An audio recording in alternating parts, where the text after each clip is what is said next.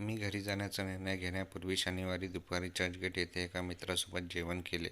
जे लोक local train घेत नाहीत किंवा मुंबईचे नाहीत त्यांच्यासाठी टप्परवेर लोकांना प्रेरणा घेता येईल इतकी गर्दी. मला सुदैवाने दादर स्टेशनपर्यंत जागा मिळाली जिथे मला माझी ट्रेन बदलायची असते. स्टेशन आलं तसे मी दरवाजाकडे सरकायला लागली, पण मी नेहमीप्रमाणे लेडीज डब्यात नव्हते. स्टेशन येताच लोक आत येऊ लागले. मी पुढच्या स्टेशन अंधेरीला उतरायचे ठरवले. दरवाजाजवळ उभे असताना मला माझ्या शरीरातून अस्वस्थतेची भावना जाणवली, जसे की कोणीतरी माझ्याकडे डोक लावून पाहत आहे. अचानक मला मागून कोणीतरी स्पर्श झाल्याचं जाणवलं. कोणाची तरी पिशवी किंवा हात मला वारंवार स्पर्श करत आहे असा विचार करून मी वळले. मी वळून पाहिले की पांढरा कुर्ता घातलेला एक माणूस माझ्याकडे डोक लावून पाहत होता. खरे तर त्याचे दोन्ही हात शेजारील रेलिंगवर होते, पण त्याचे दोन्ही हात वर होते तर काय. नजर खाली करताच मला माझे उत्तर मिळाले. त्या लांब शर्टच्या खाली मला स्पष्ट दिसत होते की हा माणूस अनझिप केलेला होता. मला माझ्या डोक्यात रक्ताची गर्दी उकळत आणि धुमसत असल्याचे जाणवले आणि माझ्या शरीरातील प्रत्येक मज्जातंतूंमधून संताप पसरला. एका सेकंदाच्या आत छेडछाडीची प्रत्येक ऐकलेली माझ्या मनात चमकला. मला काही कळण्याआधीच माझा आवाज माझ्या फुफ्फुसातून सुटला आणि मी माझ्याशी असे करण्याचे धाडस केले होते. त्या माणसावर ओरडत होते, क्या प्रॉब्लेम है, क्या समझ रखा है साले, हिम्मत कैसे हुई तेरी. या काही गोष्टी मी अगदी त्याच्या डोळ्यात बघत उच्चारल्या होत्या. तो चकित झाला आणि बडबड करू लागला की मला माफ करा आणि त्याचा हात चुकून मला स्पर्श झाला असा आग्रह धरू लागला. तुझा हात जो तुझ्या पॅन्टीतून बाहेर येतो, तुझी जीभ कशी उघडली होती. स्त्री पुरुषांनी भरलेल्या डब्यात मी ओरडत होते.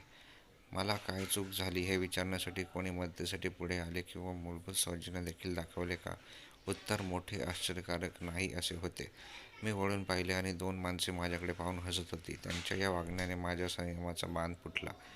मी त्या माणसाची कॉलर धरली, याला ट्रेनमधून बाहेर ओढले आणि त्याला ट्रेनमध्ये तो लूप मोडवर होता, तो माझा हात होता. ती गर्दीची ट्रेन होती. आम्ही फलाटावर पाऊल ठेवताच तो पळून जाण्यात यशस्वी झाला. मी माझ्यातील सर्व शक्ती आणि धैर्याने धावले. जमेल तेवढा आवाज करत मी त्याच्या मागे धावले. काहींना तमाशा पाहिला तर गणवेशातील एक माणूस त्याचा पाठलाग करू लागला. मी दुसऱ्या बाजूला गेले आणि आम्ही त्याला पकडण्यात यशस्वी झालो. मी पुन्हा ओरडले, तुझी हिंमत कशी झाली मला हात लावायची. तुमच्यासारखे लोक मुंबईच्या मुलींसाठी भयानक स्वप्न बनवतात. आम्ही बाहेर पाऊल टाकण्यापूर्वी तुम्ही आम्हाला विचार करायला लावता. तुझी हिंमत कशी झाली. लोकांनी पहारेकऱ्यांना एका माणसाला कंट्रोल रूममध्ये ओढताना आणि एक मुलगी त्याच्यावर ओढताना पाहिलं. त्यांनी फक्त पाहिलं. आम्ही त्याला कंट्रोल रूममध्ये नेले असता त्याने पोलिसांना सांगितले की चुकून त्याचा हात मला लागला आणि हे कोणासोबतही होऊ शकते कारण ती गर्दीने भरलेली ट्रेन होती. तिला विचारा, तो माझा हात होता, तो म्हणाला. 15 रक्षक सर्व पुरुष माझ्याकडे वळले कारण त्याने मला लाजवण्याचा प्रयत्न केला, पण त्याच्यात हिंमत नसेल हे सांगण्याची पण माझ्याकडे होती. राग तुमच्यात असलेली ताकद बाहेर आणतो, पण माझ्या बाबतीत रागाने अशी भाषा आणली की मी वापरू शकते असे मला कधीच वाटले नव्हते. मी सरळ होते आणि मला असण्याचा सर्व अधिकार होता. तो कुर्ता उचल आणि मला नक्की काय स्पर्श झाले ते तुला कळेल. तेथे मी ते मोठ्याने आणि स्पष्टपणे सांगितले. रक्षकांना राग आला आणि त्यांनी त्याला चोप दिला. काही सेकंदातच त्याने माफी मागितली. ही मुलगी खोटं का बोलेल, शेवटी ती स्वतःचा दोष घेत आहे, पोलीस अधिकारी माझ्यासमोर असलेल्या गुन्हेगाराला म्हणाला. त्याने गुन्हा केला. मी आवाज उठवला आणि तरीही मला लाज वाटली. त्या विधानातून आपल्या समाजाची विचार प्रक्रिया दिसून आली. मी अधिकाऱ्याशी वाद घातला. त्याने लगेच माफी मागितली आणि मी त्याऐवजी FIR दाखल करण्याचा आग्रह धरला. काही कॉल्सनंतर माझे 5 मित्र माझ्या बॅकअपसाठी पोहोचले. आम्ही अंधेरी पोलीस ठाण्यात गेलो आणि मी त्याच्यावर लैंगिक छळाचा गुन्हा दाखल केला. त्याला त्यातल्या अटक करून तुरुंगात टाकण्यात आले.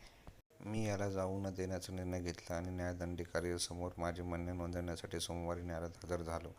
दरम्यान या व्यक्तीला तुरुंगात हलवण्यात आले असून जमीन मिळेपर्यंत तो तुरुंगात राहणार आहे. आपली सार्वजनिक ठिकाणे आणि वाहतूक सुरक्षित करण्यासाठी अनेक उपाययोजना केल्या जात आहेत. मला कोणीतरी विचारले की मी महिलांच्या डब्यात का नाही गेले, पण प्रामाणिकपणे तो एक उपाय नाही. ही आरक्षणे खरे तर महिलांसाठी सार्वजनिक ठिकाणे सुरक्षित नाही अशी कल्पना रंगवते, परंतु आरक्षणामुळे खरोखरच परिस्थिती सुधारत आहे का.